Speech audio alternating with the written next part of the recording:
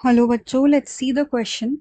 The question says formation of gametophyte directly from sporophyte without meiosis is A. Apospory, B. Apogamy, C. Parthenogenesis, D. Amphimixis. The key concept in this question is alternation of generations, alternation of generations in plants. तो पहले हम in short समझते हैं कि alternation of generation होता क्या है। Start करते हैं स्पोरोफाइट बॉडी से। स्पोरोफाइट बॉडी जैसा नाम से पता चल रहा है कि वो बॉडी होगी जो स्पोर्स बियर करती है। तो ये बॉडी डिप्लॉयड होती है नेचर में।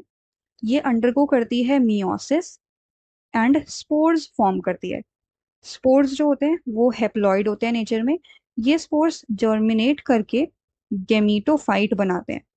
गेमीटोफाइट जैसा हमें अगेन नाम से पता चल रहा है कि ये वो बॉडी है जो गेमीट्स फॉर्म करेगी।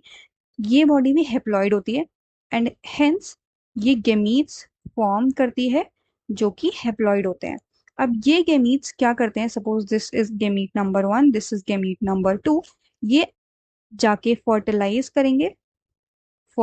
करेंगे एंड ये एम्ब्रियो फॉर्म करते हैं।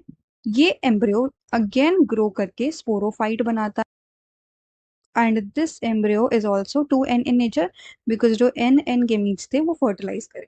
तो in short this is alternation of generation कि एक ही लाइफ साइकिल में प्लांट बॉडी स्पोरोफाइट भी एग्जिस्ट करती है एंड गैमीटोफाइट भी एग्जिस्ट करती है। तो अब वन बाय वन हम अपने ऑप्शंस को एनालाइज करते हैं। हमारा option number first is apospory. Apospory एक एसेक्सुअल रिप्रोडक्शन का मोड है। एसेक्सुअल रिप्रोडक्शन का मोड है प्लांट्स में। स्पोरोफाइट वो बॉडी होती है जो स्पोर्स को डेवलप करती है और ये 2n होती है प्लॉइडी में।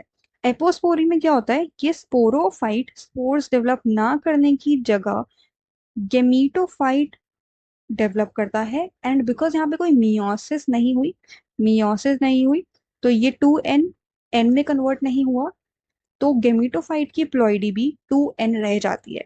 एंड ये प्रोसेस होता है स्पोरोफाइट के किसी भी सेल से जो कि डिप्लॉयड होता है नेचर में।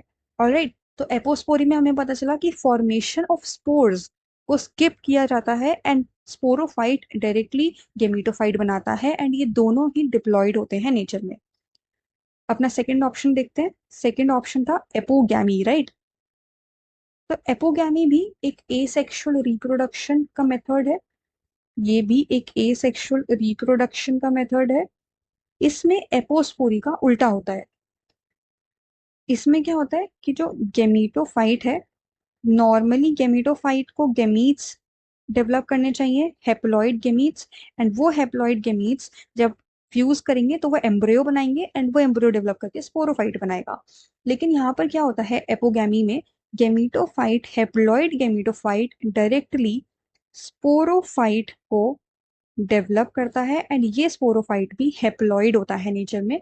दैट मीन्स यहाँ पे एक स्टेप कौन सा मिस हुआ, यहाँ पे fusion of male and female gametes and female gametes did not occur. Third option है amphimixis. Third option is amphimixis. Amphimixis के बारे में बात करते हैं। एम्फीमिक्सिस एक सेक्सुअल रिप्रोडक्शन का मेथड है। सेक्सुअल रिप्रोडक्शन का मेथड है और amphimixis is a very basic term जो रेफर करती है fusion of nucleus of male and female gametes to form zygote. Nucleus of male and female gametes fuse to form a zygote. Right. So this is the definition of amphimixis. Last option था हमारा parthenogenesis. Parthenogenesis. Parthenogenesis की definition अगर हम discuss करें तो ये again एक asexual reproduction है।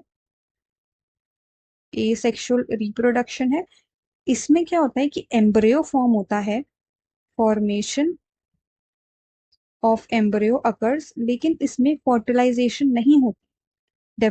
Formation of embryo occurs from an egg, from an egg without fertilisation, without fertilisation.